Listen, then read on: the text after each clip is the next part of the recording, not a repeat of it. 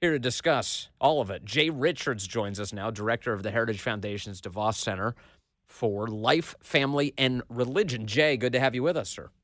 Thanks so much, Vince. Good to be with you. An amazing day. How do you think RFK Jr. did in the Senate? I think he did really, really well. I mean, honestly, a colleague that watches these things told me just a minute ago, he said, well, it was RFK's to lose, and he absolutely didn't lose it. He vindicated himself well. He had a lot of really good sound bites.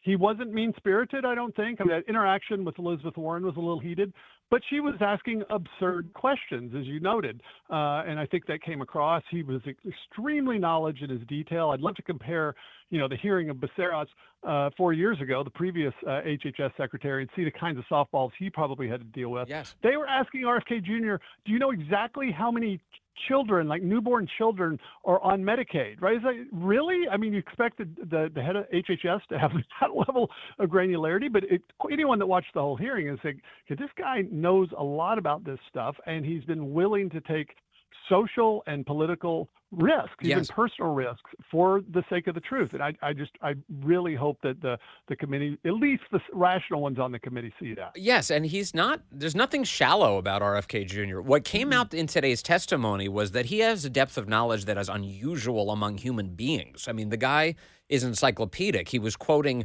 in detail various pieces of data from so many studies through the years. And he did have answers to many of the questions that these senators put to him about how many people are served by these programs. He could answer down to the person in many cases, and that's something that most nominees are not capable of.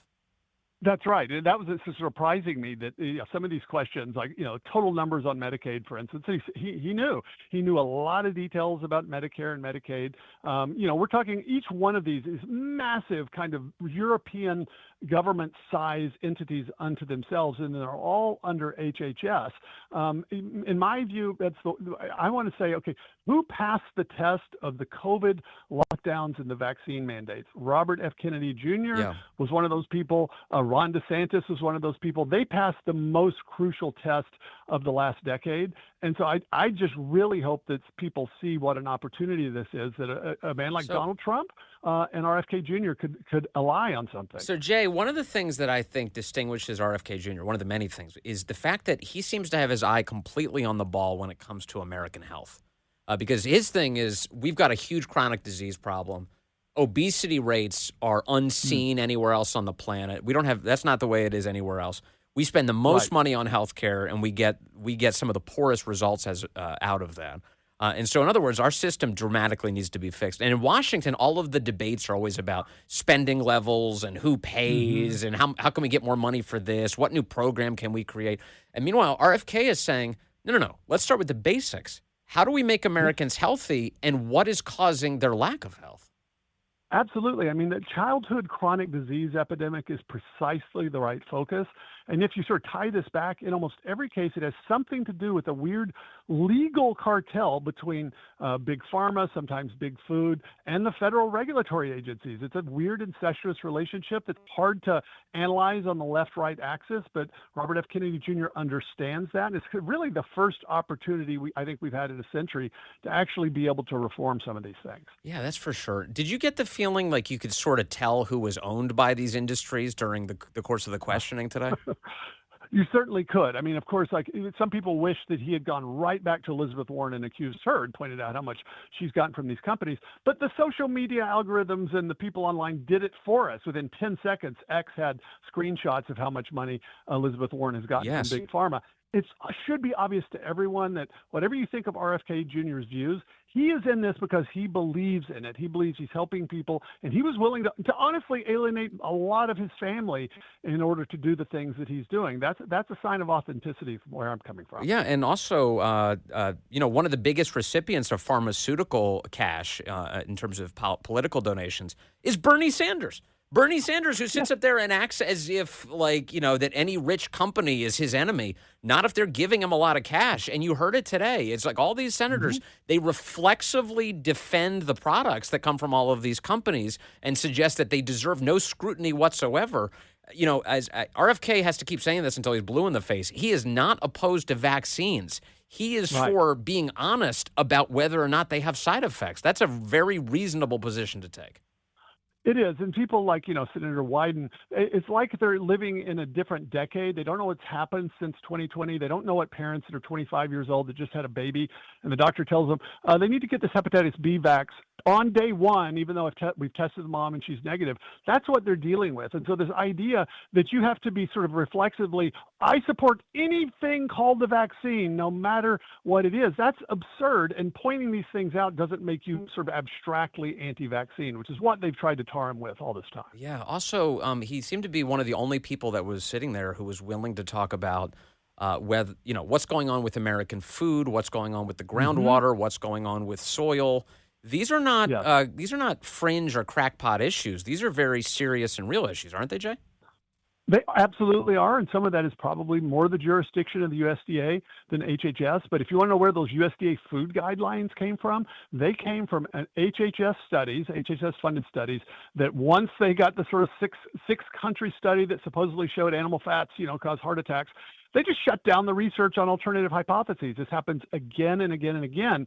And he didn't fall into the trap I think they were trying to get him to fall into by, sort of claiming he was going to have authority over the USDA. But the reality is the advice the USDA gives on food guidelines ultimately comes from the science that's done in places like the NIH, which is under HHS. That's right. And he talked about the way those scientists will be able to do their jobs when he becomes the HHS secretary. He emphasized today that he is going to allow them to do the science unmolested by the sort of big outside influences that typically capture these agencies. He wants to get rid of all of that agency capture and allow authentic science to play out. That would be a huge breath of fresh air.